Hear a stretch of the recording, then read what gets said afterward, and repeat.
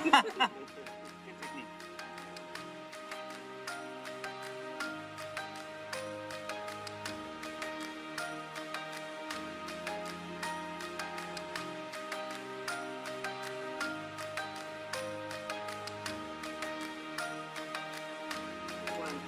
to order the special meeting and public forum for the Windsor Board of Education. The public forum is on the acting superintendent's school proposed 2026 and 2027 budget, and we are limited to 30 minutes. I'm going to toss this over to Ms. Daly for her spiel. I'm happy to do the announcement script for audience visitors, or for the public forum. There are no attendees online. Oh, wonderful. Okay, well, isn't that something? All right, well, I'm going to, So online is going to be none. yeah, and no one here in the boardroom. All right, well, unanimous consent to closing the public forum? Yep. Yes. All right, wonderful. Move to adjourn. Okay. Second. Okay, so moved. All those in favor say aye. Aye. All right, the ayes have it. We are adjourned in the public forum. Thank you all for coming out. Let's go. All right. Are we ready? Roll. Let's change. Go ahead. Good evening. Calling the Windsor Board of Education Finance Committee meeting to order for February 10th, 2026. If we could please stand for the pledge and a moment of silence. I pledge allegiance to the flag of the United States of America and to the republic for which it stands, one nation, under God, indivisible, with liberty and justice for all.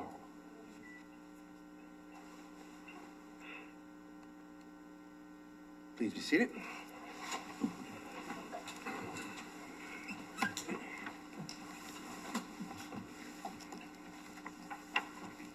Next is audience to visitors.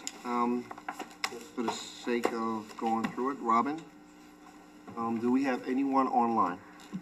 There are no attendees online. All right. Are there anyone in the boardroom wish to be recognized at this time? There's no one in the boardroom wishing to be recognized. Without objection, I will close audience to visitors. Any objection? All right, without objection, it's so ordered. Ms. Zotter, is there a motion? Hey, Darren. You missed it. I move the Board of Education enter into executive session for the purpose of discussing district software contracts and the DATCO contract. They will invite Acting Superintendent Dr. Noha Abdel-Hadi and Chief Operations Officer Daniel Batchelder to be part of the discussion. Is there a second? Second.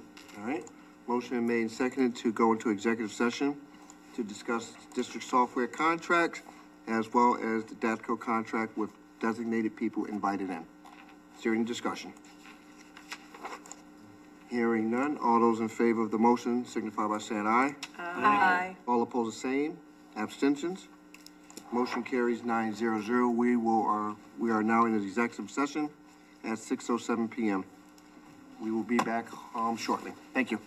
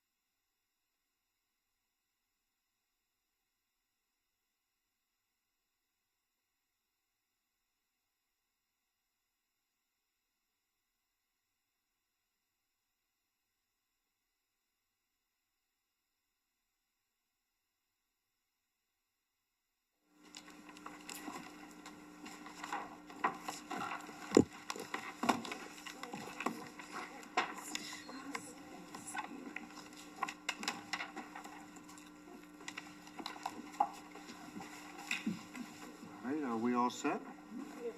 Are we all set? Are we online? All right. It is 6:47 PM. The Finance Committee meeting is now back in session. Next on the agenda item is the discussion of 2026-2027 budget proposal.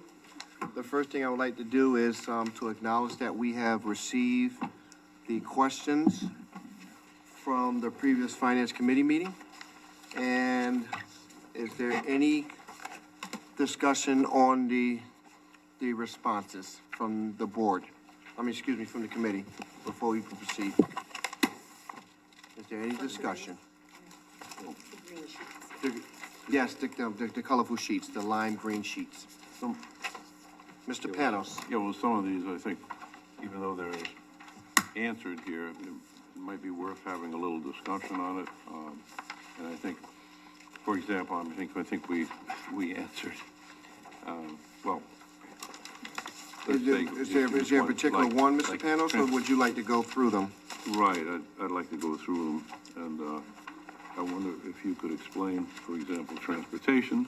We had, you said the special ed transportation cost is solely related to the number of students transported. So, so we're saying a 20% increase is due strictly to the number of kids increased for out-of-district placements? Dr. Haiti? So special education transportation is all our transportation for our out-of-district students, our special education students that require special transportation, like door-to-door and such. It also includes our homeless students. So if we have students that qualify under McKinney-Vento, it's like Vento, we're responsible for transporting them. So they could be living in Waterbury, but Windsor was their last town that they had a home in. We are responsible under McKinney-Vento to transport them. So all of these costs come under special ed transportation. Right, this 20% increase, so you said a 20% increase in the number, or the The just cost. the cost? 20% of the cost, yes, sir. Wow. So we could have some special ed students currently, for example, this year in district, don't require special transportation. However, at their annual PPT, it is determined that they are in need of special transportation of door-to-door or whatever, so that is an additional student that will need transportation. So this is a PPT determination. It's nothing that we can say yes or no to before it happens. The team meets and then they determine if that child needs special transportation or not. And that also. Another example too is all like 504s, so if someone breaks their leg on the weekend, that next on Monday, we have to be delivering door to door, so we have to add another whole van to our fleet in order to get kids to and from school. And you can predict that? No. That hence, Well, okay, that's not, if you go back actually to, I didn't add this into the answer, but if you go back to all of the year-end financials, you'll see that special ed is always hundreds of thousands in the hole. And so this number is percentage of transportation. This number is trying to get us where we actually are versus continuing to be in the hole. And hope that something else is in the positive. let's see. So it's sort of padded. Oops. So it's padded, Ms. Davis? just in case. I'm sorry. No, go ahead. Thank you. No, Don't worry, I did that my first time here We're too. having a discussion. I was talking over these guys. My bad, I'm sorry. I can go. Yes, ma'am. Okay. So it's pretty much padded. No. No? I wouldn't say Let me padded. explain. It is not padded. So in previous year, we would end the year in the negative. So for example, $100,000 in the negative. So we needed $100,000 more last year. So what we're trying to do this year is to get it at a number where we're not going to end the year in the negative and have to take money somewhere else to cover it. So it's not padded. It's based on our previous trends, the actual. Yes, a more accurate projection. Historically, we have not budgeted this way. And we've You've always never had to enough pull from money. something Okay. every single year, so something always suffered in the end. We're just trying to make sure that we're going over maybe 1 to 3 year past experience, take the average of that, and that's the number we present, and hope that we have a good experience. Okay. And to put it in perspective, my current fifth grader is on an IEP for the last 3 years at least. He's qualified for summer school, and because he has an IEP, they are required to ask, does he need transportation to get there during the summer? So that's part of where those costs come in. Thank you, Ms. Jacobson. Okay, Mr. Panos? yep, thank you. And the next one was,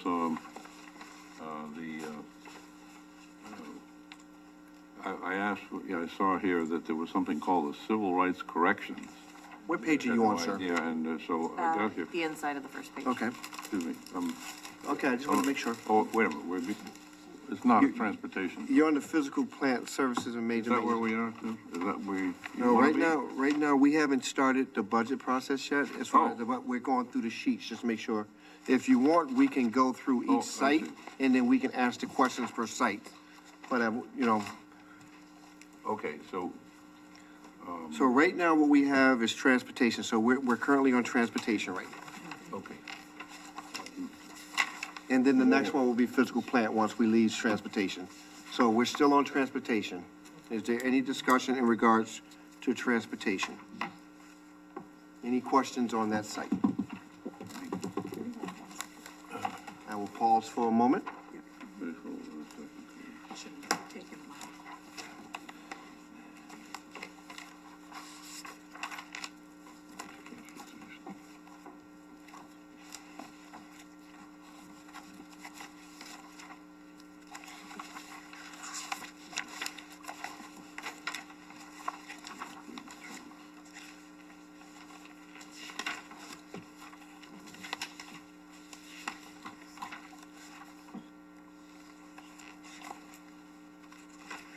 Any other questions in regards to transportation?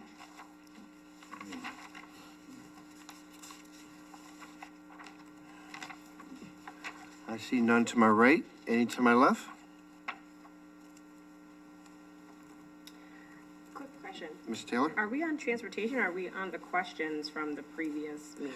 Well, considering that Mr. Panos was about to move ahead, I think that it goes into the natural flow. So what I'll do is go through transportation, physical plant, and LP.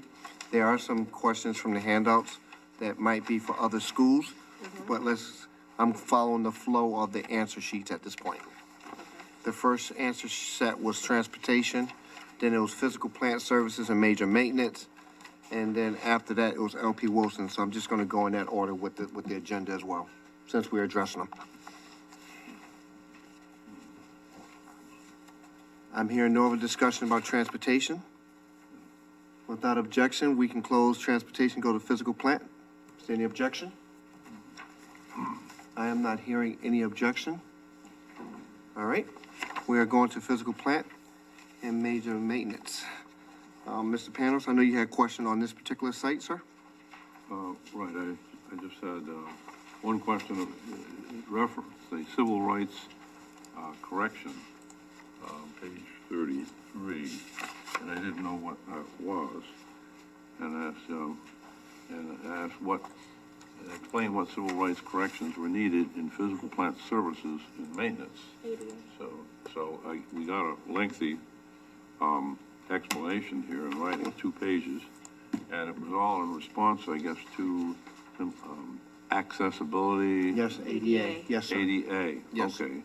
So I thought that it might have to do with, hiring practices or something like that. No, this is all accessibility, and we just wanted to provide you with all the recommendations and what the district did so far and our response. Okay, so that was the reason for the second question, which, so it's not pertinent here, if that's what it was. All right. Does that satisfy your questioning? Right. Mr. Panos? Yeah, I was asking, did it have any to do with DEI or anything like that? And so that is not applicable because all of this has to do with accessible ADA and all that sort of thing. So, Yes, sir. So I'm satisfied with that one. All right. Any discussion with physical plant, which I have as page 33 and 34. Any other discussion? Page 34. 33 and 34 for the listening public in the budget book. Looking to my left, outside of Mr. Panos, he's still looking, I believe. Yeah. And looking to my right, I see no questions, none from Ms. Taylor. Mr. Panos, I'll go to Ms. Davis. Just on the bottom 34, I see a double asterisk next to maintenance worker. And I don't see an explanation at the bottom, I'll take that off, my apologies. so there's no additional data to, No, oh, it's okay, something from the prior year. okay. All right. Okay. I just didn't see the explanation, so I was wondering if something was missing, okay. So for clarity, that there's no double asterisk there, and there's no explanation to be expected, Okay, right? yep. Going back to Mr. Panos? I asked about the percent increase in the cost of natural gas. Let's see.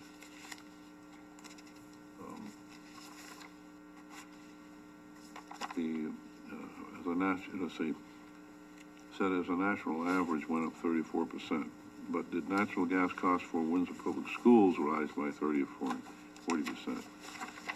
So, what is the reference?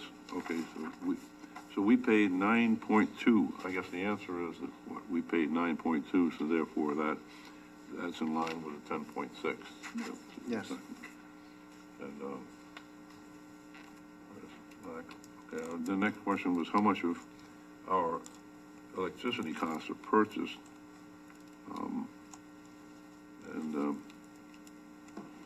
so you say 100% of the electricity is purchased. We have, what's the solar? The solar power? That, Because there's no, microphone there, so. Are we able to get him a mic? Are we able to get a mic for that table right there, please?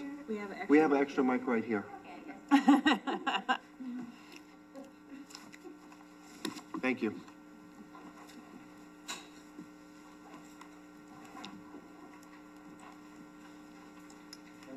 Hello.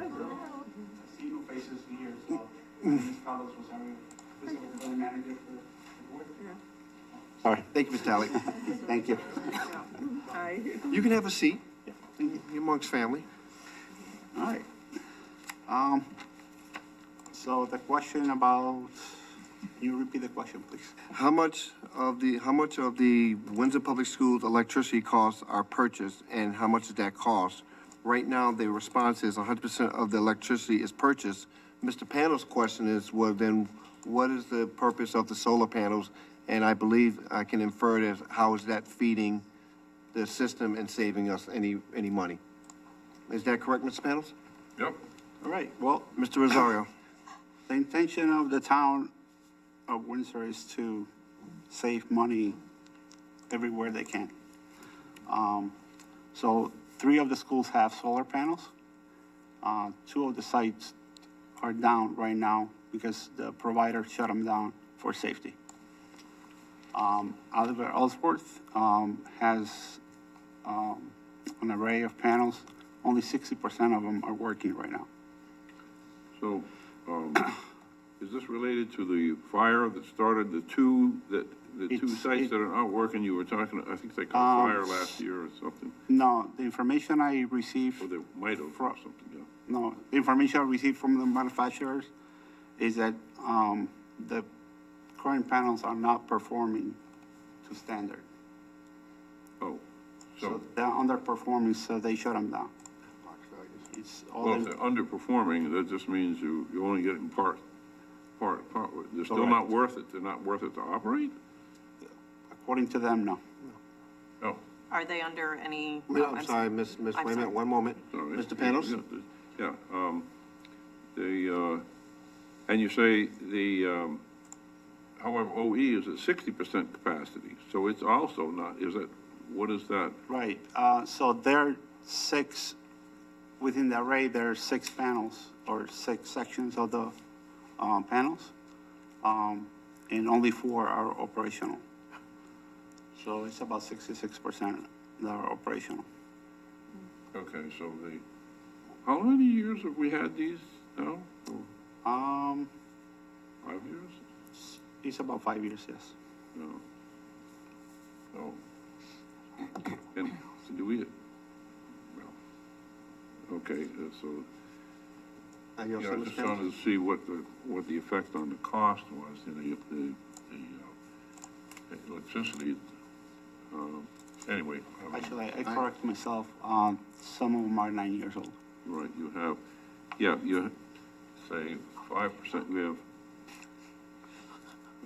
so we purchase at just 12.6 cents per kilowatt hour? Is that? Yes. That's a contract that the town of Windsor has with the electric generation company.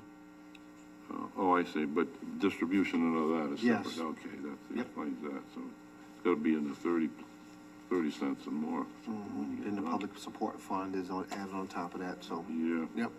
So, all right, so these solar panels are not working out quite as well as they were, projected, is that the idea?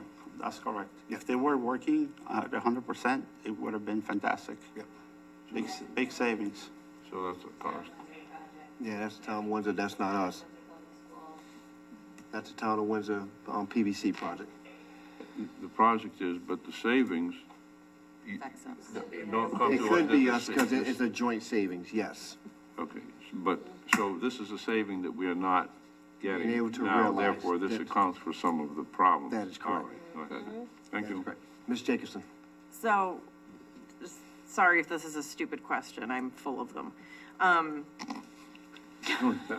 Say that. I'm honest. So as the provider, do we lease or did we purchase these solar panels? We do not own the panels. Okay. The company owns them. Okay, We do not pay a lease either. so if the company is leasing them to us but has shut them down because they are not adequately collecting electricity, why aren't they replacing them? The plan is to replace every panel with new panels. When? They don't have an answer. I'm a proponent of solar. I have solar panels on my house and we get a great return on investment for those. But I think like a lot of people, at least from a residential standpoint, we have leased panels that we pay, we're paying over like the course of 25 years or something to pay them off. But, that would be my question for a town. If we are leasing them and this is the provider doing it, why aren't they? See, we're not leasing the panels. We don't own the panels. Right. The company ask the town, can we put the panels on your roof? And we'll sell you every kilowatt hour for 5 cents. Price. Yep. And that would have been 7 cents savings if they were working. Right. All set? I want to make sure, All right. Ms. Jacobson? I have one other question. So when you are and this might be a question, I'm not sure who the question would be for. When you're trying to plan for the budget for each school, is it the principal who's giving you an estimate of okay, I was just curious how that came up. Okay, All set, Ms. Jacobson? yes. Ms. Zotter? I'll recognize you, then I'll go back to Mr. Panos. Hi, Carlos. And not to put you on the spot, but I think just an important question, I think, for me to understand is, because I understand the major maintenance, and I understand that the buildings per se are owned by the town, and there's a lot that goes into capital improvement over the span of time. And from what I'm reading and what I'm seeing, it looks like pretty much everything we're doing is to either get us up to code that we might not be 100% at, like ADA, or to fix issues, right? So none of this is actually improving our buildings, it's just making sure that they're functioning. That's correct. Okay, I just wanted to make sure that Yeah. point was made. All set, Ms. Otter? Yes. Mr. Panos? Well, is there a cost associated with removing the solar panels or leaving them up there? No, No, that's no wonderful. cost. All set, Mr. Panos? Sure. It's my understanding, we gave the space, the town gave the space to the vendor. The vendor put their product up there. They're responsible for 100% of turnkey installation and performance. And for them using the space, they gave us a rebate on our electrical costs. If it's not functioning properly, then you buy the electricity off the power line into your building as everyone else with the high costs and deal with the vendor on how to mitigate the situation. That's the understanding how those deals went on our buildings, correct? Correct. All right. I think Yeah, what so else? there's no likelihood of leaks or anything like that, roof leaks or anything like that, or fires No, well, the panels are installed on new roofs. or on the, On the new, when there is a project for a new roof, then Right. the panels go on the same year or soon thereafter. Right. so there's no anyway. You don't think that there's a reason why they should remove them? Because they're not, if they're gonna just sit there and, you know what I mean, decay? Well, no, it's ongoing. Right now, we don't have any answer as to when they'll be replaced. I want to say that the town would come up with a plan to remove them Oh, okay. if they're not replaced. So I would believe that's something, as a committee, we can bring to the board, have the president work with the superintendent at that point to go through the Public Building Commission and ask that question, because that's a question that should be directed from the board to the Public Building Commission this has a direct correlation to our budget. It's also affecting the town side as well, if we're being transparent, and we need to understand what's being done to make sure that we can reduce this cost in the future, because right now we're absorbing a cost that we were not anticipating of absorbing right now. I think that's the issue right now, so we just gotta make sure it follows through the board, from the board to superintendent, and then make its way to the Public Building Commission. And, all right, are we clear on this point? Ms. Jacobson? I'm sorry, I had one more question. Is there any incentive for the provider to then fix or switch out the non-working panels? Well, the panels are producing quite a bit of, or they were Or producing. they should be, yeah. It should be. So I would say that they would make a lot of money out of that power that's being generated and put back into the grid. Right.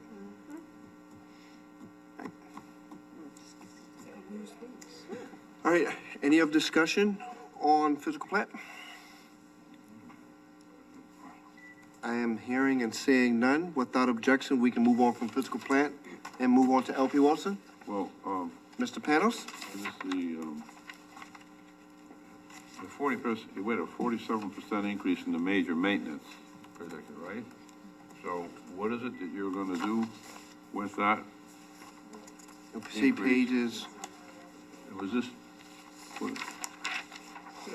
major maintenance, is there some new large project that we have to do? no, I thought he see something. So the answer on the next page, if you flip over. Right, the major, Page 37. oh, that was, okay, I was looking at the, where was the major maintenance? Page 36. Yeah. On this one. Proposed budget has a dollar amount increase to major maintenance. We've been doing that every year since I've 37. been here. Page In order 37. to try to build back up the major maintenance bucket, that was, Meanwhile, the cost of materials keeps going. Right, okay, so that's just continuing, to build back the budget, from years ago when it was very, plentiful on coal. It was before my time, so every year the superintendent proposed budget always has a certain dollar amount that we're trying to build back up. Unfortunately, that's a lot of times where that first cut comes from, when we have to cut. But that's the increase. It's not a specific project, it's trying to build that budget back up. yeah, I think we had a percent of the total budget or something that we were working off. But, I mean, so when does the 50% per year increase stop? We've never increased because we always have to cut our budget. And so Well, you that's increased- the first area where we cut. Oh, I see. So the budget for 24-25 was much, what? Much lower. So we Was keep lower passing than the 320, well, it looks like 325, right? So it jumped, That's So- the actual, right. it's So, not the budget, that's the actual. So back in 24-25, I would have to go back and pull something, was, we had increased the budget. So that's why still all those monies weren't spent. Probably to pay for special ed transportation because it was in the hole. right. I mean, that's the, that's how it works. And then if I'm correct, we pray nothing breaks down major. And if it does, we will probably have to go back to the town council and ask for more funding. That's always been the discussion. Yeah, but, okay. So we can anticipate another 50% increase next year? Possibly. Maybe if you don't cut the budget, then we could stay flat for a year, just in this budget line. Okay. Okay, thank you. Ms. Otter?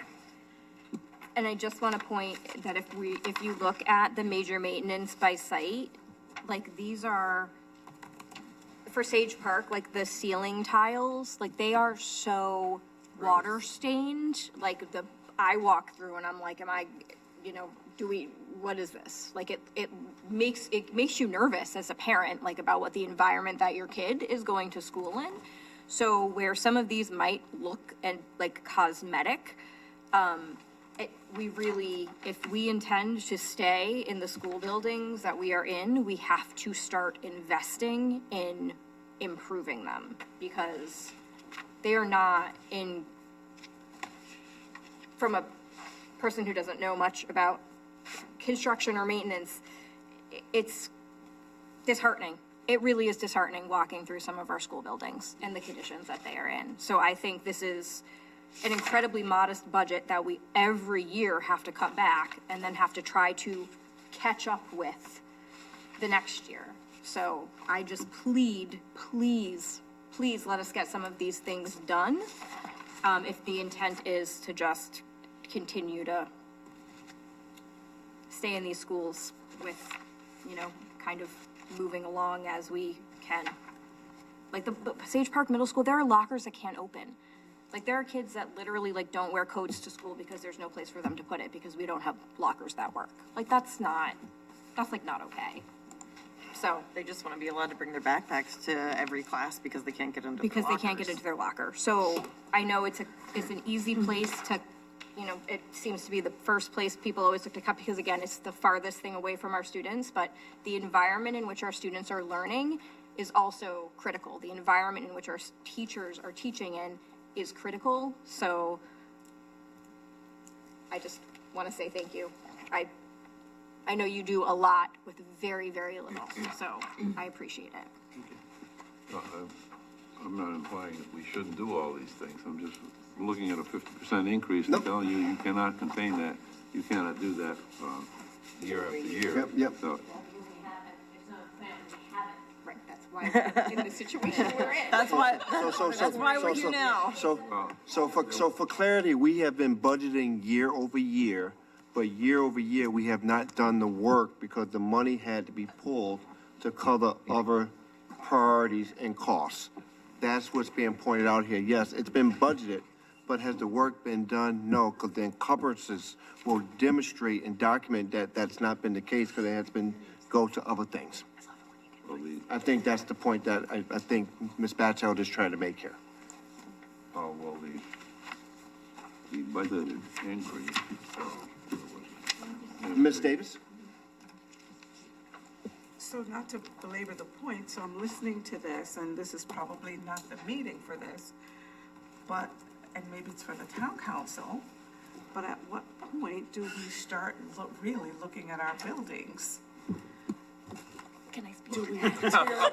Okay, we don't come there. Oh, Lord, yes. Did you put her up for that question? No, that was me, Paul. Yeah, I know. I'm just looking because it just seems like, to me, like you guys, I am not a building expert. And walking through the 50% buildings, increase. right? And they just wear and tear, Right. right? There's wear and tear. So if we're patching year after year, at what point do we as a town Great question. start looking at, do we tear them down, build up something? If only someone had I'm buying you a drink after Maxine. Put up with this. Maybe this isn't the right thing. You're having private conversations. Because these guys are drinking wine together, that's the problem. I want to dress. No, I'm just, Legit because question? I'm hearing you about the locker and the ceilings and the floors and the panels and always cutting back and it does, we're freezing when we come in here, we're hot. We need a new building here. That's what we need. Do we approve the budget tonight, Maxine? What do you say? Let's double the budget. Inferring. So, Ms. Double the budget. So, Ms. Davis, point, Hold on, Paul's about to have an point well received. Point is definitely well received. Ms. Zotter, I was going to respond, but would you like to respond, Ms. Zotter?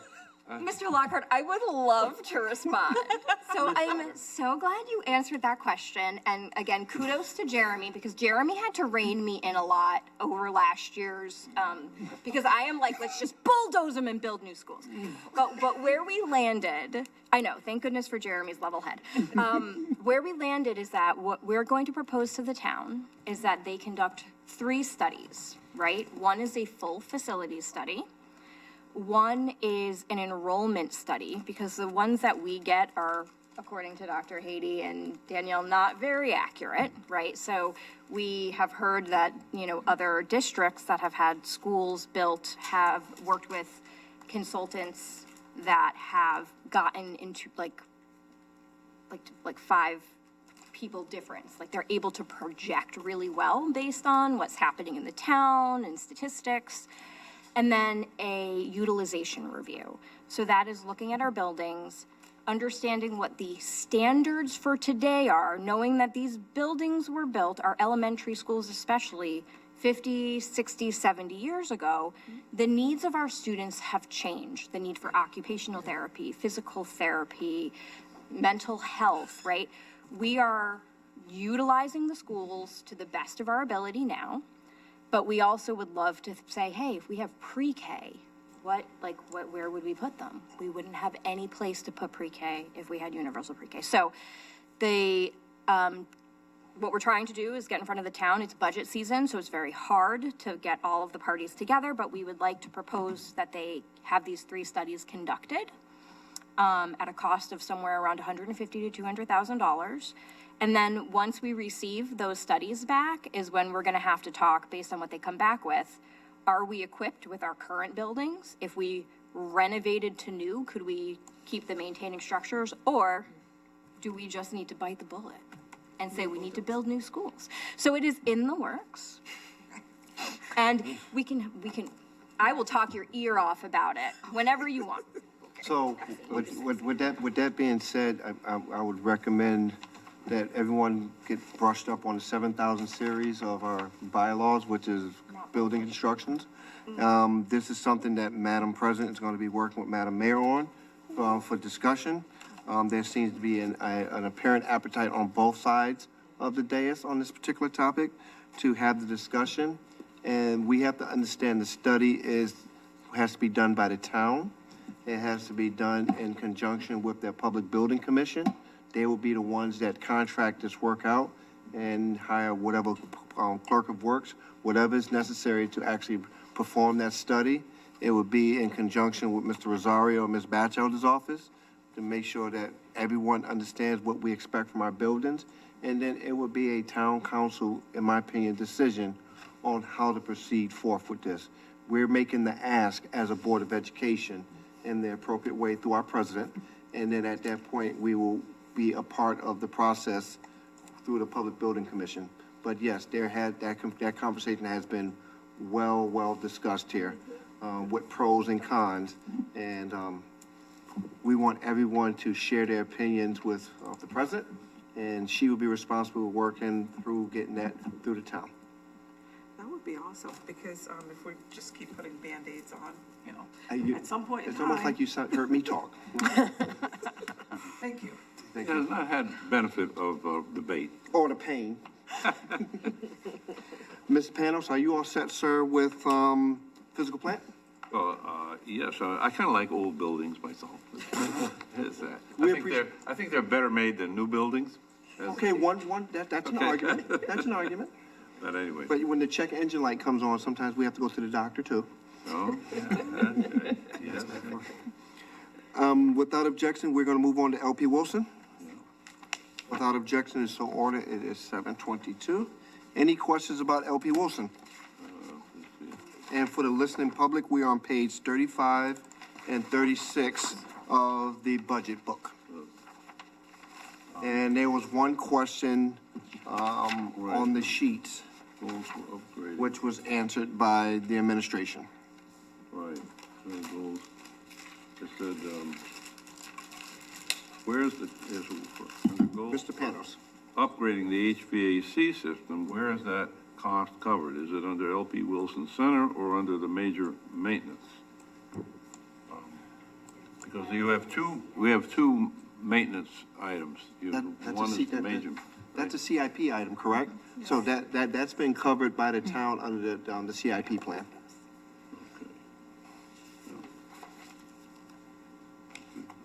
And I believe if we look at that current book, based off the response, it shows that that's supposed to be worked upon, summer of 2026, which may be under fiscal year 27 at this point, based off of the timing. 3 year, okay. Okay. All right? Anything else for LP Wilson? Without objection, moving away from LP Wilson to salaries. Any objection? All right. Moving on to salaries at 7:24 PM. Any questions for salaries? I had, And for the listening public, that is page 39, 40, 41. 39, 40, and 41. Any questions for salaries? like, these are the, I had asked a question about non-affiliated, excuse me. And, I think I have the, answers, the list here. Yep. They did. Title of executive, and, yeah, and the second question I had was about what I call, the executive support specialist, and,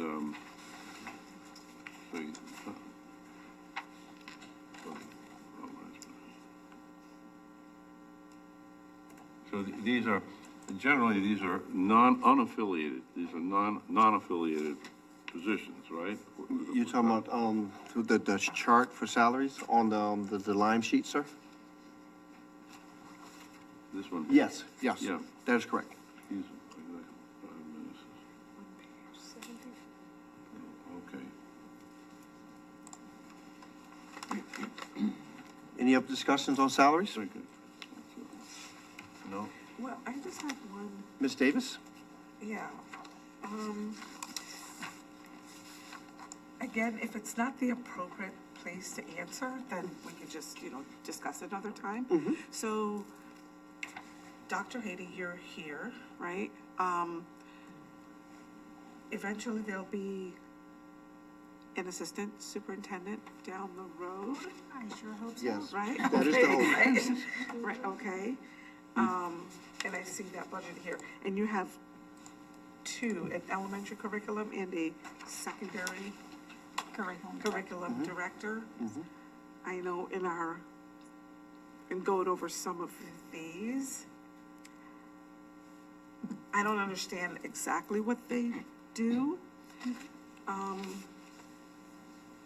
And by all means, I'm not trying to take anybody's job, right? I can explain. We Yes, do a lot. please, yeah. So our elementary curriculum director, she oversees all our elementary curriculum. So she oversees all the core area, the specialists. Every school has 2 instructional coaches. They report to our curriculum director. So elementary coaches work with our curriculum director. This is how we do all our curriculum audits. This is how we do all our, coaching with teachers, our feedback for teaching and learning. Our 2 curriculum directors are also, like a day like today, we had professional development day all day. They are in charge of making sure that all teachers have differentiated professional development sessions based on their needs. They also lead our professional development for all our leaders. So all our school leaders, our central office leaders, we have leadership meetings every month. They are in charge of leading instructional leadership. So they kind of coach principals and assistant principals on what to look for in order to make sure that we keep pushing academic excellence in schools. So that's kind of like in a big shell what they do. Yes. So. I don't know if you knew, Taylor? I didn't know if you knew this, Ms. Davis, is that we write our own curriculum in-house. And so that's important to call out because a lot of districts don't. And so the 2 curriculum directors, they are in charge of that all summer long. That's what they do. So I just wanted to call that out. That is at a huge cost savings to the district that we in-house do our own curriculum. And in addition to curriculum writing, leading all the curriculum writing teams, when we have a program like Bookworms, so Ms. Williams, our elementary curriculum director, she is in charge of mapping out the rollout of Bookworms, how teachers are going to get trained, when they're going to get trained, when they get pulled out, the communication between all our curriculum consultants. So they facilitate everything that has to do with teaching and learning in the elementary level and at the secondary level. Once upon a time, Windsor had 4. We had 1 curriculum specialist for each subject area. And then we went down to 2. That's when I was the STEM director and Dr. Feynman was the humanities director. I oversaw STEM, she oversaw humanities. And then a few years back, the superintendent decided to split it with elementary and secondary.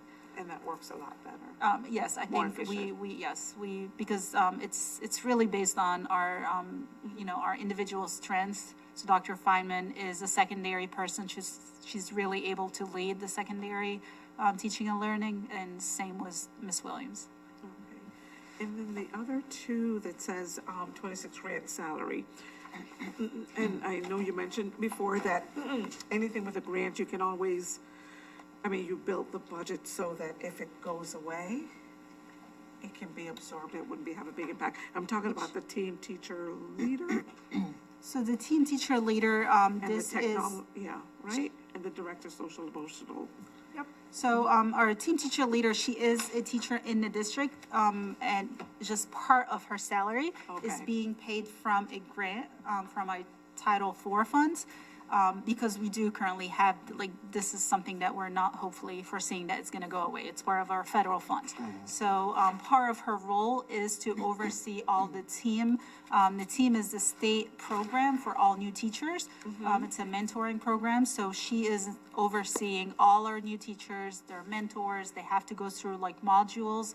So she's the one that oversees that whole thing. So for that, she gets paid a 0.4 from a grant. And currently, the Director of Social and Emotional Learning is also getting paid out of our Alliance grant.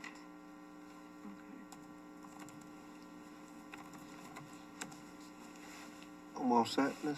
Davis? Yes, yes. All right. Any other discussion on salaries? Ms. Zotter?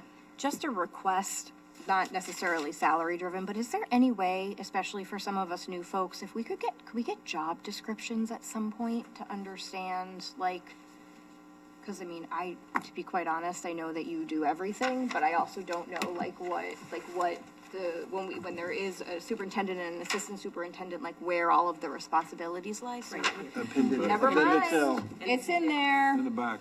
Ignore me. We won't ignore you. We're just No, gonna you answer the can question. really ignore me. That's fine. Appendix L. All right. Any other discussion? All right, without objection, I would like to move on from salaries to employee benefits. Without objection, so ordered. It is 7:32. For the listening public, we are on page 42 and 43 of the budget book. Any questions in regards to employee benefits? Where's,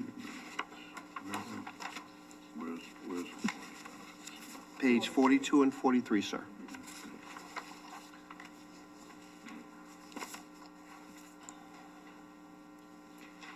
is just the question it's mainly. Mr. Panos?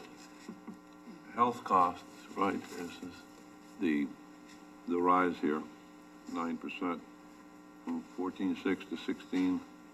This increase is due to, it's all just health, right? This is claim cost.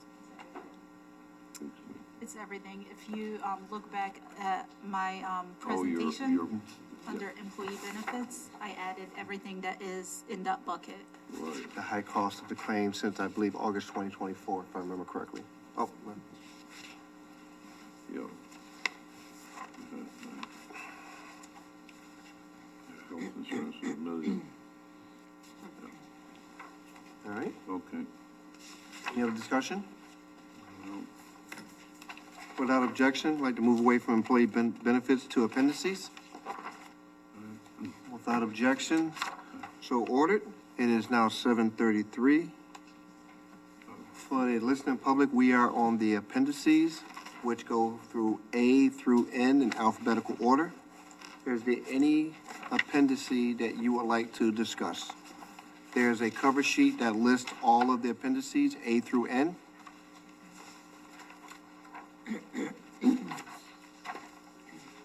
Mr. Halleck.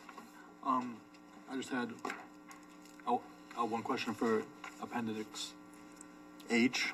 Appendix H is page 52 for the listening public. Appendix H, 52. Mr. Halleck. Thank you. On the bottom for full-time employees for 26 and 27, it says 35, but when I added all the employees up, it only came to 34.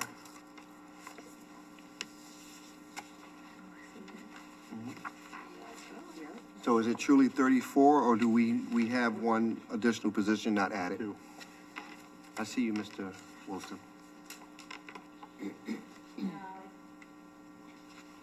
Page, 52. oh, 50. I'm sorry, page, if I didn't say, I thought it said it, page 52. 52. Yep. Ms. Matilda, is that a 34? I think that was a misprint, and it's because there's no way she's going down 2 people. So that should I be, think it's supposed to be 32, I can definitely, on the food service employees. yes. Yes. When you have, if I'm, Double check. double check, and then whatever the change is, can you just give us a new sheet on that? Yes, a new sheet for our books. Okay, so just, everyone understand, we're gonna get a new sheet with the correct information, whether it's 32 or 34. Mr. Wilson, Yes, I want to pull Appendix C.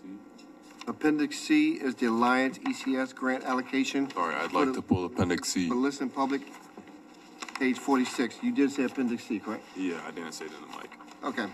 Appendix C, page 46. Mr. Wilson. Yes, my only question is, I guess it's for the last 2 bullets on page 46. Can you just expand a little bit? I'm just not understanding fully the history.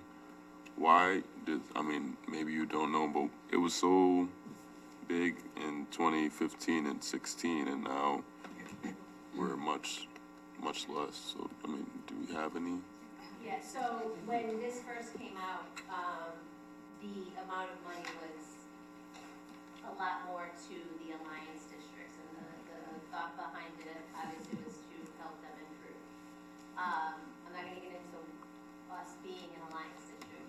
that a lot, but, so the, the thought process by the state was, flood them with resources in the beginning and then dwindle off, and then they should be back on track after, 3-5 years of the heavy duty, like, kind of how COVID happened. They sunk all this money into districts to get the kids up and running at the level they should have been for anything they lost, same kind of premise.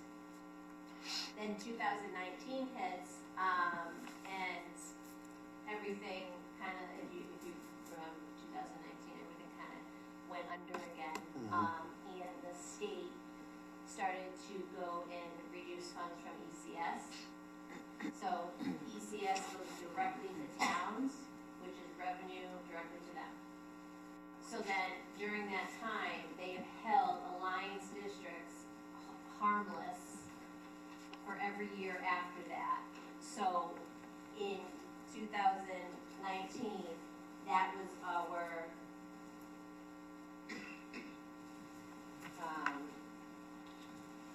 that was the dollar amount for 2017. So they held us at the 2017 mark, held harmless, while other districts were losing their ECS funds. We had this additional 582, and we didn't lose it. But the good thing was, we still received it as the district, and never went to the town as revenue. So now, 2 or 3 years ago, the state tried to then get all the towns back into the ECS mindset, and wanted all this money now to go back into ECS, and the grant would go away. So most towns and districts don't have the relation. I think Windsor has a great relationship. I've worked in other districts. We have a very good relationship with the town in Windsor. So I immediately reached out to the town finance director. I said, look, you're going to get an additional $582,000 in ECS, but that's really our money because it's always been in our budget. So they passed that right back to us. I think we're the only district that the town did that.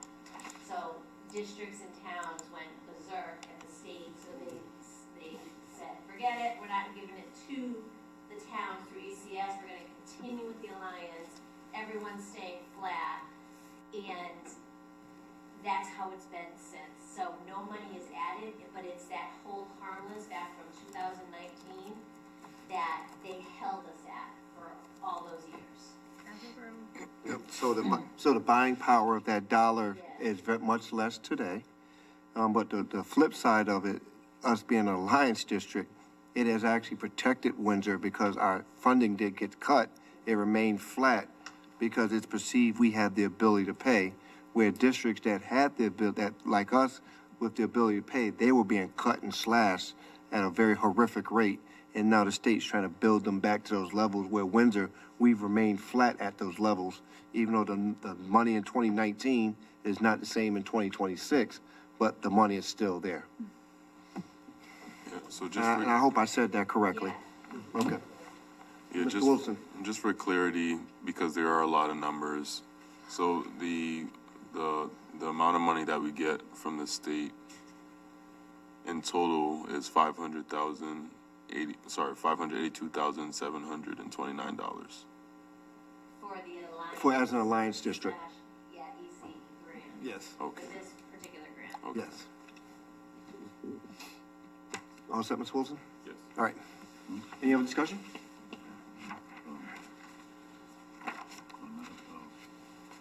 Mr. Spanos? I just had a couple questions on Appendix A.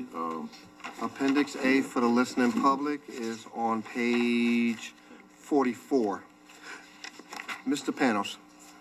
Yeah, it's about the average per pupil expenditures report here, and it talks about enterprise operations.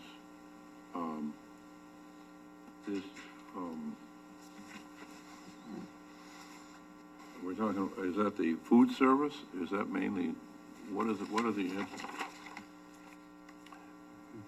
Dr. Ady? what is that about? You said there's no, the sources from some government site. Dr. Ady, may I Directly from recognize Ed Ms. Batchelder site. for that? What does that mean? Yeah, what, So why do we have that item here, this 4 million expenditure, or what is it? Ms. Batchelder? Well, the enterprise operations? Yeah, Yes, so this page is directly from the state of Connecticut. It's through Ed's site. well, we pay it. No. So I'm trying to explain where that dollar amount comes from, and it's very similar to per pupil expenditure and what is also called net expenditure for the town of Windsor. So this dollar amount is getting fed, if you will, into the state based off of a report that I do every year called, used to be called the EDO01, now it's called the EFS.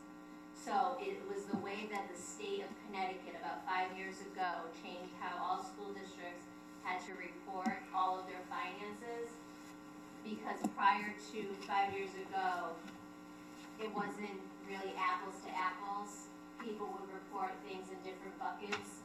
So the state actually came up with an actual coding of every single line item in every chart of accounts.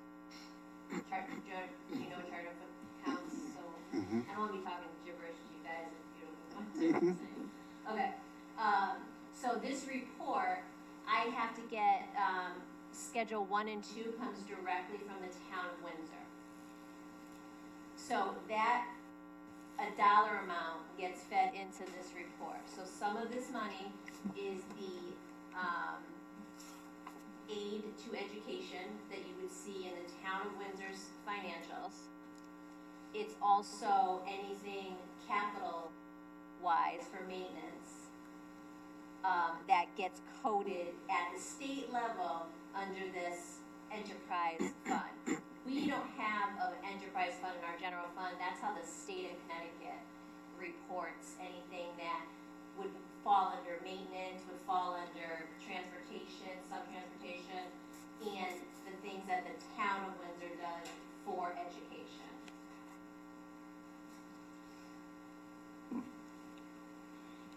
Yeah, so anyway, we attribute this much to our expenditures per pupil, okay? Oh, is that Ms. But we Spanos? don't, yeah, all right. Go ahead, I Mr. guess, Spanos. I guess so. Want to make sure that you're clear.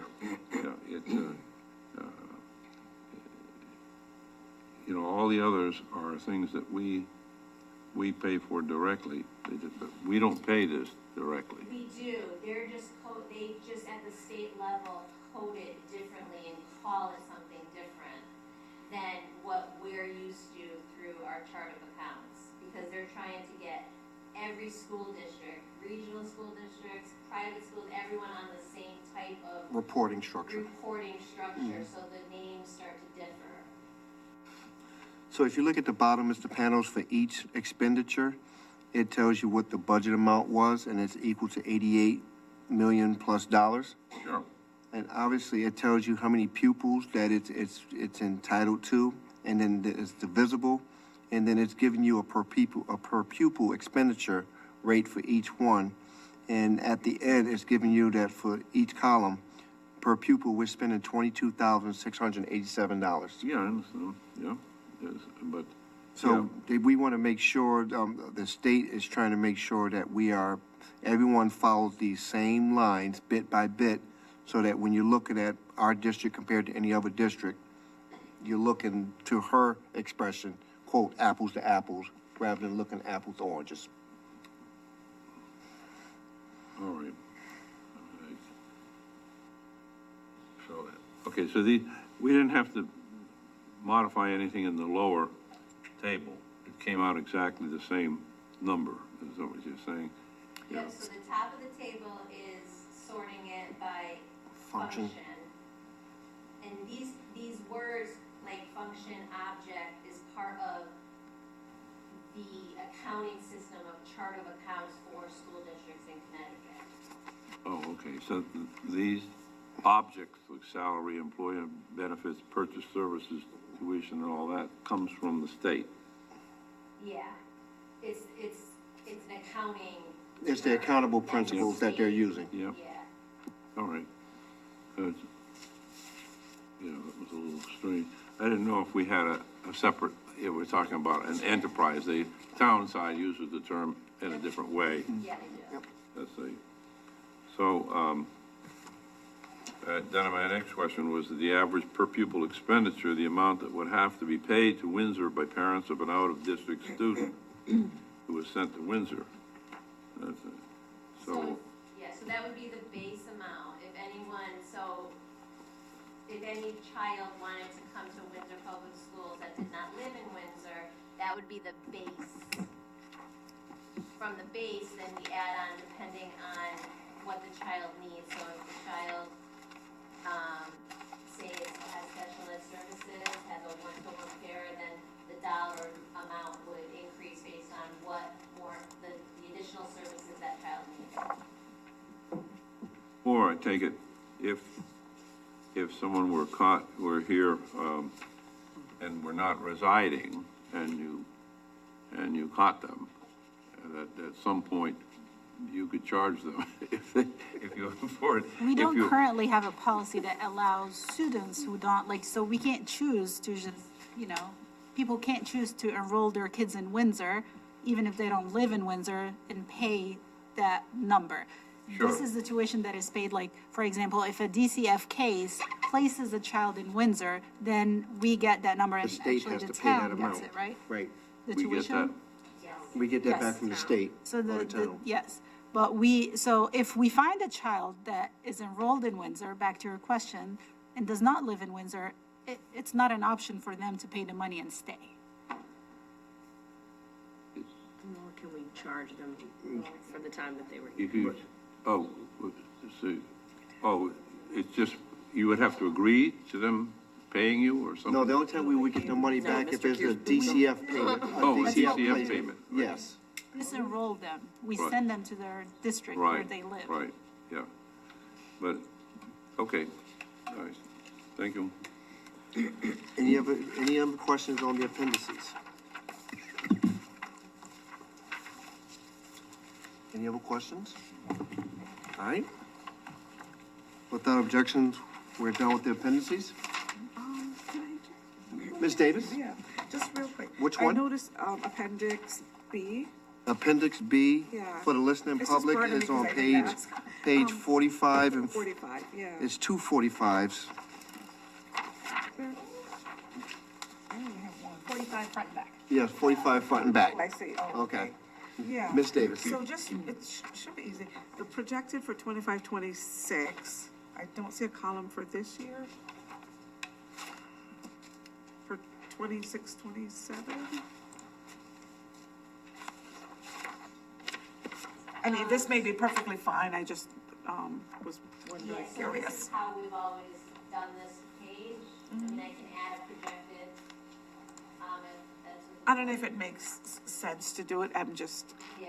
I just noticed that it was missing, and there may be a perfectly good reason for it not to be there, It's just but I was something- just it's wondering. what has always been done, so it doesn't mean it can't be changed. Yep. That might be good information. All right, that's noted. All set, Ms. Davis? Yes, thank you. No problem. Any other discussion? All right, without objection, we're done with appendices. All right, I believe at 7:50, we have completed the budget book. So, Mr. Panos? Just on some of these, maybe, there are a few positions, like I say, that teacher positions that probably should be added to the descriptions. Are you talking about appendix L? Yeah, I think it's L.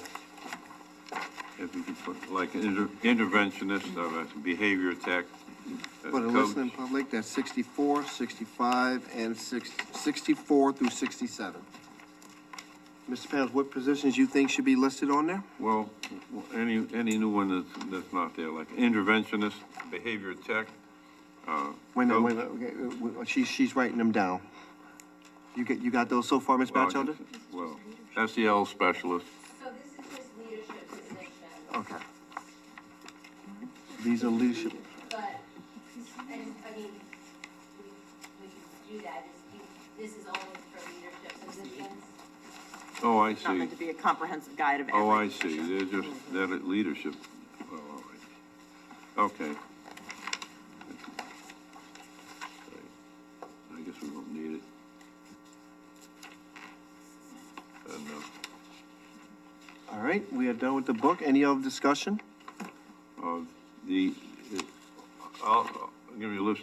The Appendix N, commonly used acronyms, I think we can add some here. We have like DESA and WSELA and CS and FIRE, there's a bunch here, LRE. So Wasella, Spire, what else? I'll give you this, you can cut, on the first page, I have, DESA. And then, well, there's early college experience, ECE is often used. Then, on the second page up at the top, LRE. And, let's see. Then there's SPIRE, SPIRE, speech thing, and then there's, maybe there's not one. You use VCT, actually, that means vinyl composition tiles, but anyway, it's there. And then there's WERACE. Erase. You got that down, Danielle? And then there's, WERACE. right, there's some. Where did you find that at, Paul? Yeah, I didn't note that. I'm sorry, but I'll find it. LRE? WERACE, they're all caps. Yeah, but WERACE, where did you see that? Yeah, it's a good question. I'll give it to you tomorrow or something. Okay, then there's a WSELA that you have, that's the Windsor SEL assessment. Yes, Yeah. that's the Wasella, yep. And then YSB, that's on page 15. Is that Youth Service Bureau? Youth Services Bureau. Is that the one you mean, sir? Let's see here. Yeah, this is.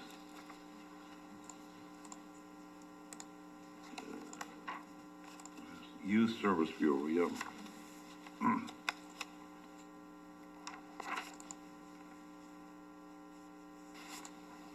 right. I believe this district has those acronyms down. All right, thank you.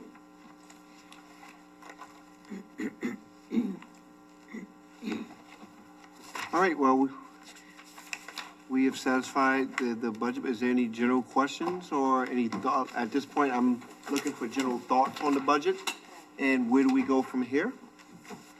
This is not a place where we're gonna be taking a quote-unquote vote on the budget. The way I see this happening is that we share our commentary about it, share expressions, and to, one, take action if we need to come back here on Thursday or not, number one. And number two, come to some consensus that the budget as presented will be presented by me as the finance chair with the base number, with the understanding that during the regular meeting, motions will come out from both sides if necessary to amend the budget as presented. That's gonna be my understanding. That's during the. During the general meeting. General yeah. meeting, Yes. Board of Ed meeting. Yes, right. during this session, we don't vote on anything, it's just general, you give me general consensus. Yes, Leonard, we want you to transmit the budget as adopted by this committee to be considered by the full board at the next general board, at the next, Board of Education meeting. And then that will be the time when we put the motion on the floor to adopt the budget as presented. At that point, that's when the substitute motions will come out on, we want to cut this, we want to add this amount, stuff like that.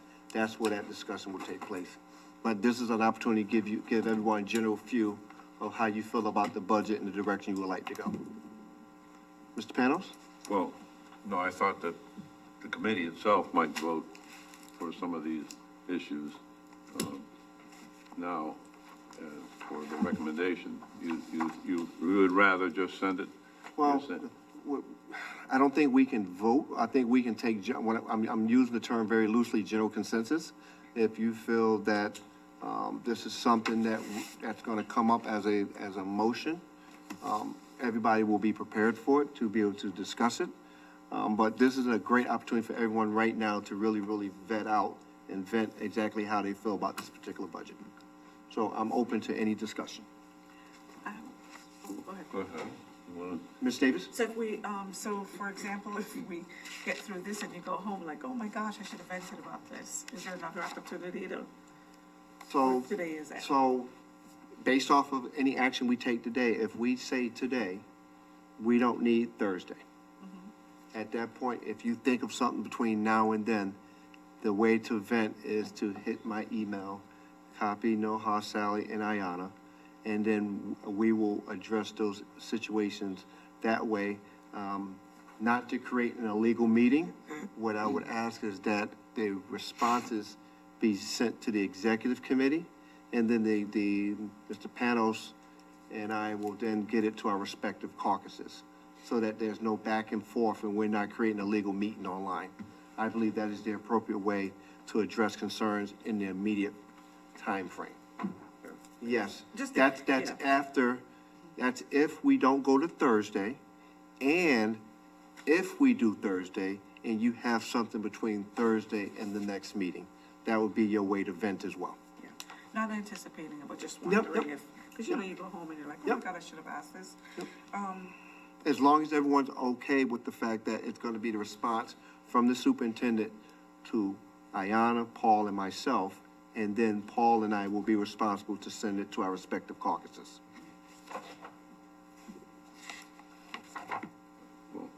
Are you all set, Ms. Davis?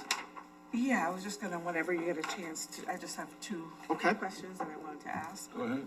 Yeah. Ms. Davis? Not necessarily a question, one's a question, one's a statement. So I know in the budget, not in the budget, but during this process, we talked about, I believe it's the elementary school teachers not having enough planning time. And one of the ways to do that is to add the languages, not just for that purpose, right? It's one of the benefits. And this is not in any demeaning way, but I'm just trying to understand because I'm not in the classroom.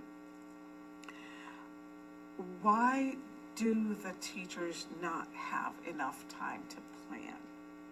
So As let is. me make this clear. So per contract, teachers get 450 minutes every 10 days, every 2 weeks. So teachers do get their contractual planning time, which is deemed by their union that this is what they negotiated for, this is what teachers need to plan. However, I am a very, I do advocate for our teachers because I do understand, being an educator myself, that when we put more demands on teachers, so let's take elementary, was a brand new curriculum that doesn't only have one component, but it has 4 different components. So they are learning 4 different programs, and we're expecting them to come in every day and, teach these components. More planning time is wonderful because teachers still have to plan. So even if we don't provide it during the school day, a lot of teachers go home and use their own time to continue planning. So if there is anything in my power to do to provide any additional, even if we're talking about probably between 30 and 40 minutes additional per week or every other week, if that. So the addition of that one teacher per building is not gonna give teachers hours of planning, but teachers will tell you they do appreciate even if you give them 15 minutes. Like if we have a meeting for an hour and we're done with business in 40 minutes and I let them go plan for the other 20 minutes, they will be over the moon. So this is really just a way, and again, it wasn't the only reason why we're adding this. This was initially actually, it was my idea a few years ago, and I brought it up. It's just never made it to this level, because I do believe that when we expose kids early on, it doesn't only just help with the language acquisition and the cultural competence, but it does help with the language, the English language acquisition in early grades. And it's kind of like you get even more benefit with additional teacher planning. So I don't want it to be out there that we're not giving teachers their planning time. No, we are, but I'm advocating for more. Because I'm just wondering, because I know, like I said, I am not in the classroom. I can tell you about health, but I'm not in the classroom. And I'm just wondering the burdens that are on the teachers. It just seems like there's just always more and more and more. And just being in a school system before where teachers would come in and talk, and it just seems that there's just more placed on them. It's like they're doing a lot more plan, but it's not I don't know, it's not getting to the kids. And I don't know, and I know some of the mandates come down, they might say, okay, this is what you need to do, but you don't get the blueprint that goes with it. Right, and you don't get the resources. This is the other document I passed out last week. It's like 55 pages of mandates that are not funded. They're not, so no additional money given, no additional time given.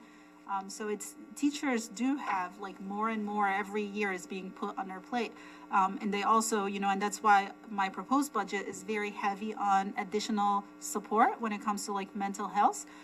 Because a lot of that is also put on the classroom teacher. So we encourage teachers to handle tier 1 behavior infraction in the classroom, to have these restorative conversations, like all of that is being put on the teacher, because again, it is a state mandate now that every single classroom, every single teacher is employing restorative practice before they do anything else. So, it's being put on us to put on the teacher.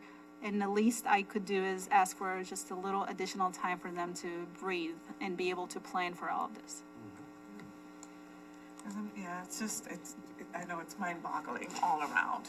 I just, can't imagine all these mandates, coming down, and you're going to teaching because you love teaching, right? And then you have all these mandates and all these requirements and all these planning, but I can't go in and get to my students. I know the mandates don't come with a blueprint, and I guess that's where we need to be, part of the season, be creative to how to, to be able to. Absolutely, and that's what I'm trying to do, is be creative and see how we can support. Yeah. Okay. And just my one other thing, I know when we all met, Tracy and Becky, yes. We came down because the budget is what, 4.97 increase, right?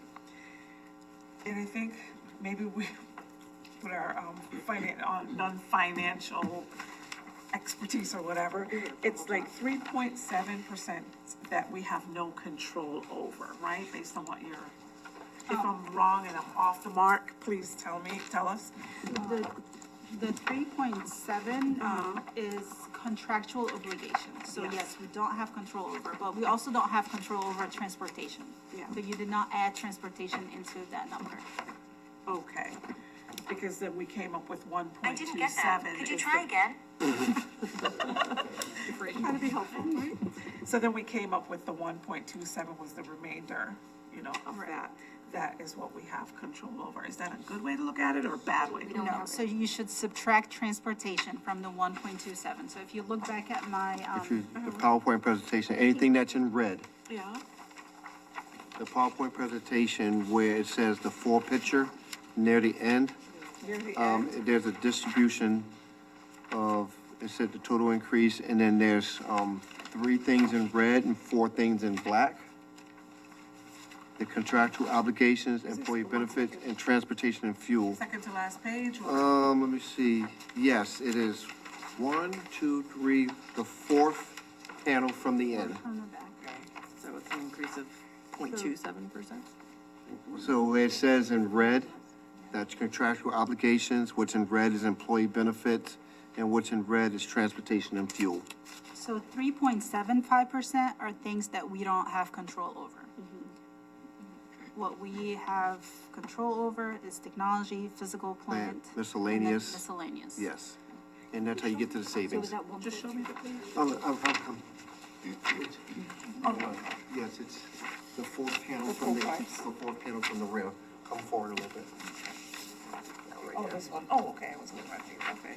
And in terms of we don't have control over, so let me just give you an example from miscellaneous. So miscellaneous includes increases that we've made for the schools. So for example, you look at the cooking class, right? So the cost of purchasing the material for cooking went up. So in order for us to maintain that class and that curriculum, we have to keep up with the cost. So even though it's under miscellaneous, which is that 0.1% of the total increase, if we were, for example, asked to cut it, we can't cut that because that will mean that we won't have that program. So we're gonna have to look somewhere else, which then that's what I was talking about. It might have an implication on staffing, so we might have to look into cutting staffing or cutting programs in order for us to meet that cut. So I just wanna put these numbers in perspective. So for clarity, those that are in red, it totals 4.75% of the increase. That's the increase. And the increase that's being requested is 4.97%.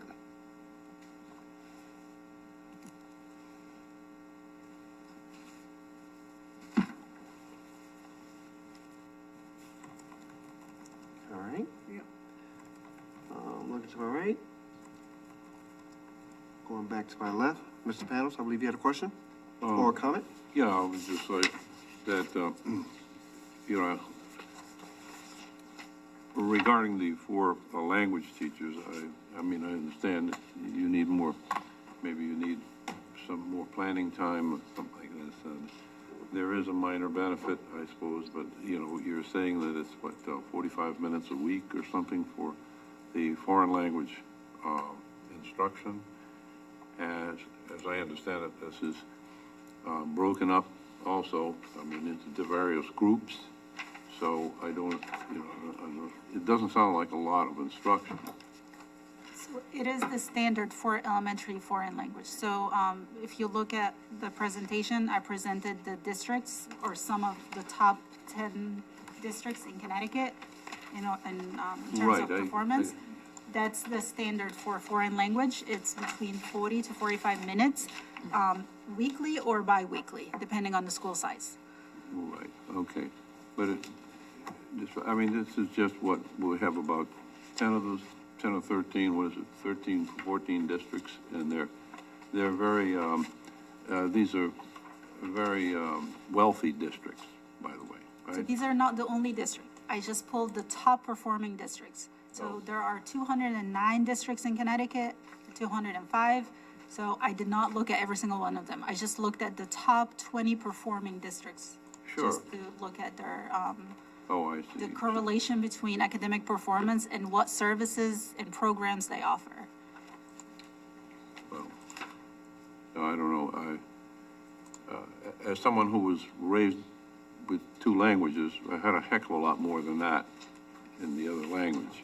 So I don't see anyone would benefit too much from that amount at that age.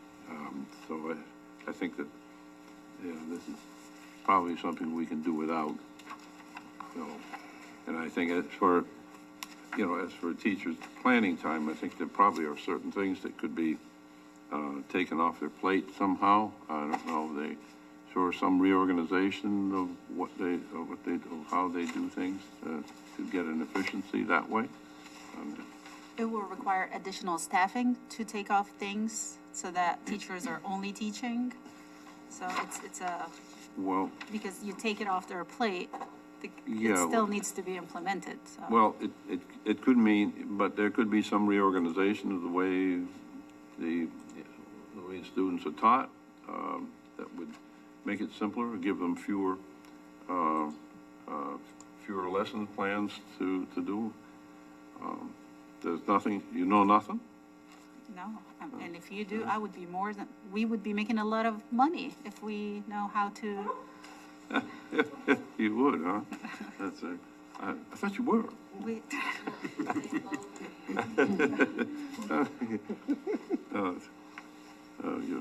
And I do kind underpaid. of, just out, to put it out there, I do kind of disagree that, the exposure for a second language was that time, is not enough. Students, and if, I don't know if you have little ones, just from watching, cartoon that speaks a different language or speaks some like Spanish in the middle of the conversation, they quickly pick up on these words and they start speaking just from watching cartoon over time. So definitely a structured professional exposure to a second language for 45 minutes on a weekly or bi-weekly basis. Over years, we're talking about kindergarten through 5th grade. You're talking about a cohort of kids who are going to start middle school where they have to take Spanish or French, speaking, at least having the foundation of letters, letter sound, how to put letters together to make words. That is definitely from personal experience. Well, and there's a reason some of these language apps, I'm sorry. No problem. I'm sorry. Ms. Jacobson? There's a reason I think that these apps have become popular where you can, you can go on Duolingo and you can go on these other apps and spend 10 minutes a day, which might amount to 50 minutes a week. But then, within, let's say, a year, you're not making this huge time commitment, but that gives you some conversational Spanish, conversational, what have you. And that's around the same time structure we're looking at. Mr. Panos? Right, well, And then Ms. Taylor? no, I don't know. I mean, there's also a choice of which language to do, but you're saying any language. So we're, in the middle school and high school, we offer Spanish and French. So it only makes sense that we're preparing our kids to be successful, so French and Spanish. We do realize that we might post for 4 language teachers. We might not get 4 Spanish. And that's why I think it's it's a good idea to have 2 Spanish and 2 French. And through the 5 years from kindergarten to 5th grade, students will go through a rotation to get exposure to both French and Spanish, so that when they get to middle school, they're able to pick which language they want to continue with. We should look into doing changes. Go ahead. It'll be Ms. Taylor and then Ms. Zotter. Well, I don't know, it seems to me that something that we ought to examine, see, what the history of, I mean, it sounds like something nice, but, are we really there that we want to make this kind of commitment?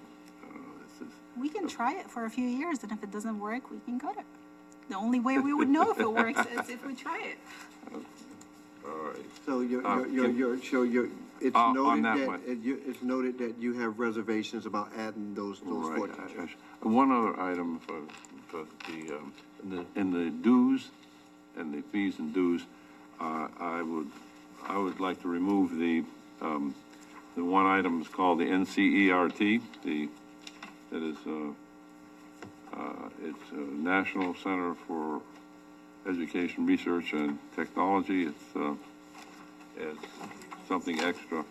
It's the in the district budget. $7,130. Insert. So insert, that's the superintendent, the professional organization for national superintendents? Is that the one you're talking about? Or are you talking about the one you asked the question? Right, it wasn't, it was something, It was in the pink clean sheets. up, right, NCERT, this became an issue, Page 17 on the pink sheets. right. Would, I mean, for one thing, it's not in the contract, or it wasn't in the contract, so I don't know if we want to add it, but I don't see, these, given where they're given, they're very expensive places, I don't know what the value is. Do you envision going and attending this kind? So let me just say that. So the dollar amount includes 3 conferences, travel, and hotels and everything. So if you're looking at the money versus the return, it's definitely worth it. However, because NCERT is actually an organization that you have to get invited to. So superintendents cannot just decide to go. You have to get invited. Another superintendent recommends you, and then their board looks at the recommendation, and then they invite you or not. Now, I don't know if I will be invited or not. I hear from my mentors, other superintendents, that it is such a, a good organization to be part of. So it's kind of like an honor to get invited to the organization because it's very few superintendents from around the United States that are part of it. I think it's less than 100.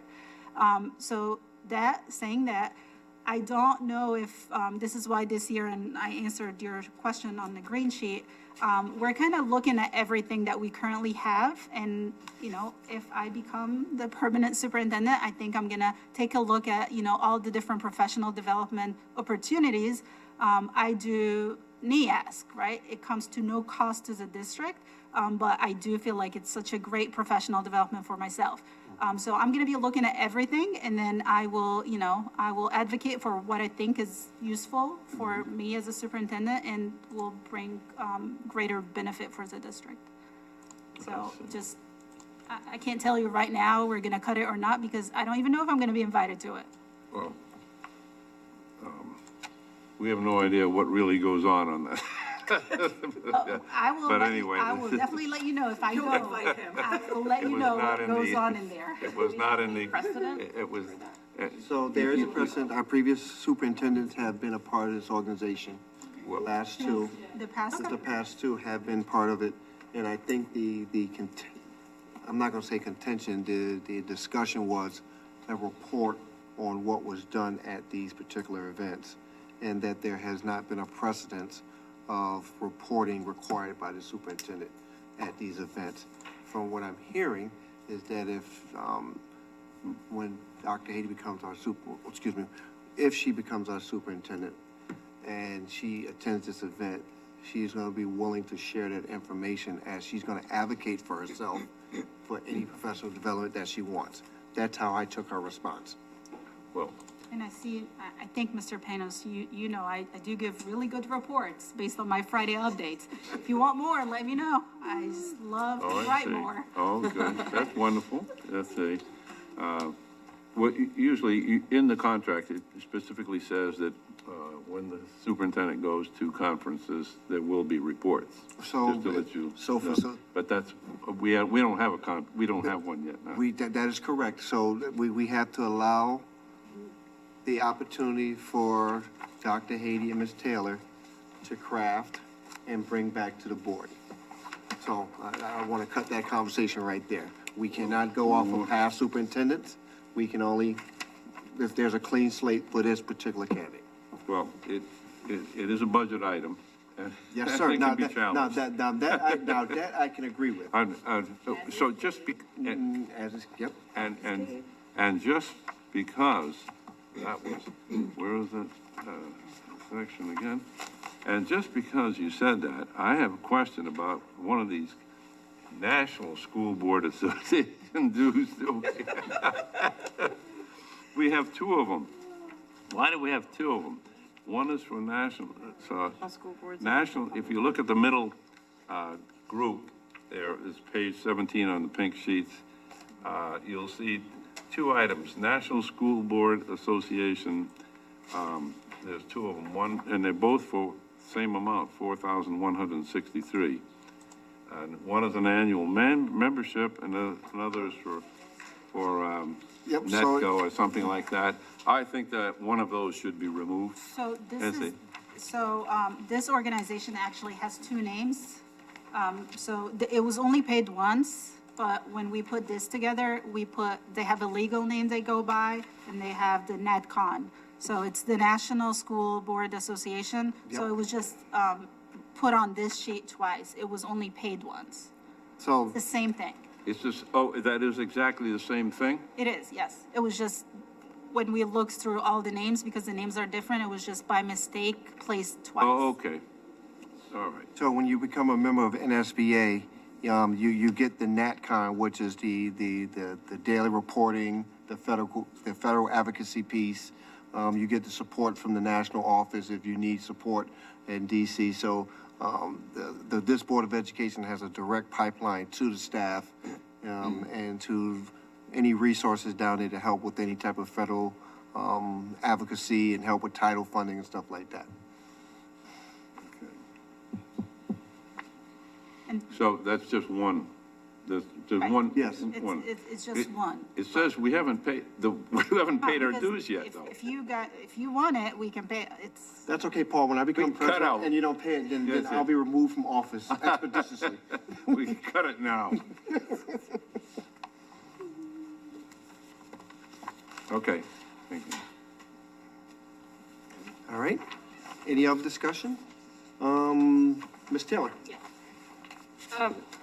Dr. Haiti, if you could, or through Ms. Batchelder, because I know for some that are new to the budget and doing this work, it may seem like if you cut something, it would translate into large savings. I was actually gonna mention that the 4 language teachers, Would be, how much of a, if, in the percentage world, would we actually be saving?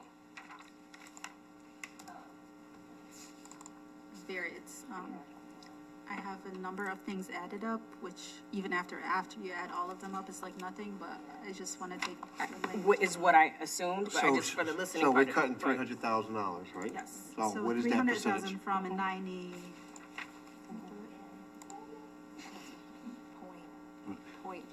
You're asking what? So I'm asking if we, if she cut the 4, Okay, foreign language teach, what would, Which is, what would that? 300,000. Yeah, but what would be the percentage when you're thinking about like the, because, you know, we're saying the, we can't touch anything below 4.75. So I want to know, like, if we were to cut that, what does that look like from the 4.97? 4.64.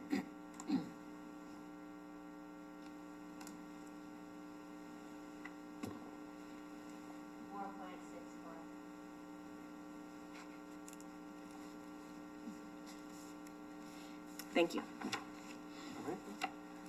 Ms. Otter?